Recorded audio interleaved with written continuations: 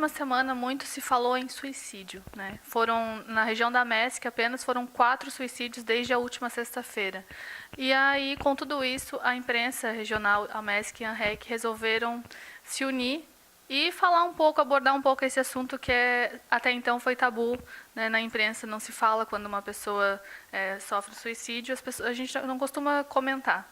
Mas esse assunto é grave, está preocupando toda a imprensa, assim como todas as pessoas, e a gente veio conversar com a psicóloga Glênia, né? Ela é nossa parceira no Jornal Norte-Sul, e a Glênia vai explicar um pouquinho para a gente se o suicida ele dá sinal, né? Como tratar essa doença, a depressão.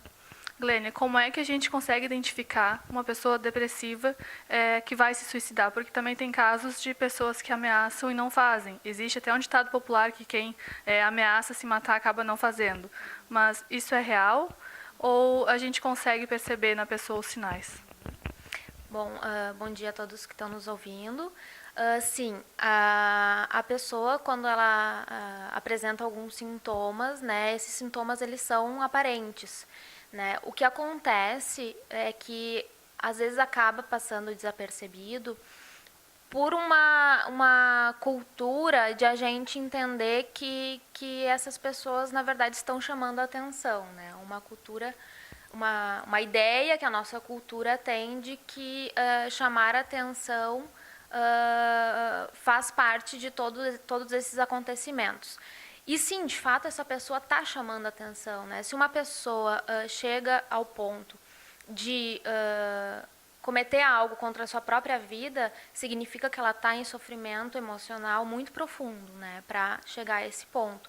Então, realmente, a gente precisa acolher esse chamar a atenção e ajudar essa pessoa, né? De todas as formas que a gente tem dentro de um acolhimento e tratamento psicológico, psiquiátrico, né? A importância das famílias estarem atentas e fazer uma escuta de acolhimento, né? Então, assim, é muito comum que as pessoas julguem uma pessoa com transtorno emocional, né, que normalmente na questão dos atos suicidas a depressão está muito presente, né, é uma das maiores causas do suicídio. Então, assim, existe uma banalização das doenças psiquiátricas e junto com isso vem o julgamento de toda essa questão que as pessoas em sofrimento apresentam, né? De todas essas situações apresentadas por elas. E aí, junto com isso, aquelas frases de julgamento, né? Como, às vezes, as pessoas falam que é falta do que fazer, né? Ou quando se trata de um jovem, que é muito comum, né? A ideação suicida em jovens. Glênia, esses julgamentos são frequentes no caso dos jovens, transição acabou de falar, né? De infantil para o adolescente, adolescente para adulto. Nesses casos, é mais comum o suicídio? É bastante comum também, né? A gente teve casos agora que nos alertaram ainda mais sobre essa grave situação do jogo da baleia azul, esse seriado que está passando agora na TV também, que as pessoas entendem como uma influência, né? E apesar de ser um assunto bastante polêmico, a gente precisa falar sobre isso porque é a nossa realidade, né? Então, sim, nessa fase de transição da adolescência, dessa transição da infância para a fase adulta, tem muitas questões psicológicas, biológicas, que acabam influenciando para uma maior dificuldade desses jovens lidarem com as questões do nosso dia a dia, assim, né? Do dia a dia deles. E é bastante comum os sintomas depressivos aparecerem nesses jovens, né? Lênia, eu como mãe, como eu consigo perceber que o meu filho adolescente está com uma depressão ou está com indícios de que vai se suicidar? Então, existe até um ditado, é bastante complicado, assim, né? Existe um ditado que fala que eles falam entre eles, né? Sorria na sala de aula e chore no quarto. Justamente por essa cultura nossa de entender que a gente tem que engolir o sofrimento, né? Ou de entender que sofrer é algo que não é aceito, assim. Eles demonstram dificuldades em buscar ajuda, e ainda mais quando a família não dá essa abertura, né? Então, casos de isolamento, casos de autoagressão. Nessas situações, é importante que a família tenha proporcione uma abertura, né, no sentido de um diálogo. E um diálogo com escuta, né, não simplesmente um diálogo. Então, assim, é muito comum hoje em dia que as pessoas, enfim, cada um com a sua rotina e a correria do dia a dia, acabam esquecendo de sentar e conversar, né? Nessa fase que o jovem se encontra, dessa transição, ele encontra várias dificuldades que ele tem que aprender a lidar com isso. E aí cabe a nós, adultos, acolher esse sofrimento e orientar a melhor forma de encarar as dificuldades, né? Então, eu acho que está muito ligado a nossa responsabilidade de cuidar deles, né? Nós, enquanto adultos, é nossa responsabilidade cuidar desses adolescentes. Glênia, e no caso dos adultos, né, os últimos 4 suicídios que aconteceram na região, eles tinham, em média, de 20 a 35 anos, mais ou menos.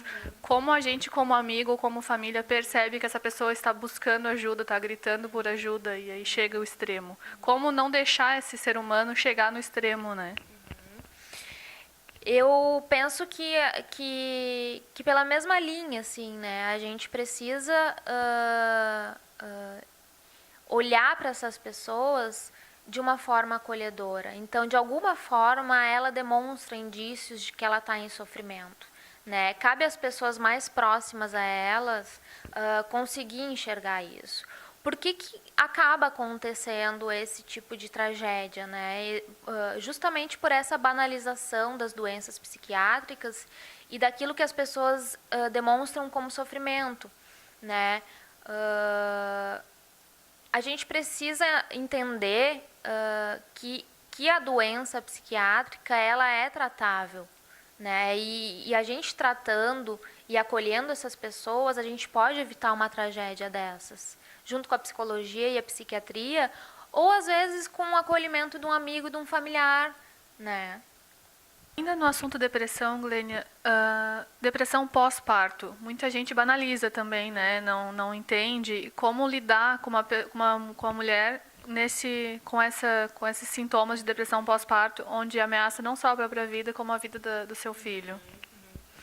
Então, é outra situação de risco que acaba, na verdade, colocando em risco duas pessoas, né? A mãe e a criança.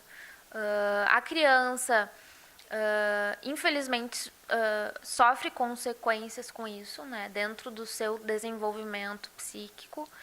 E a mãe com seus sintomas depressivos, que é uma depressão, que também precisa de acolhimento, de tratamento e de cuidados com essa nova fase de transição também, né, dessa mãe.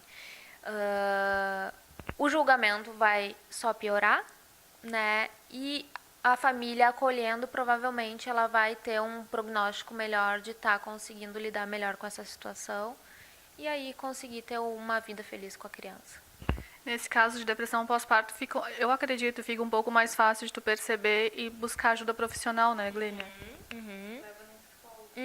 Sim.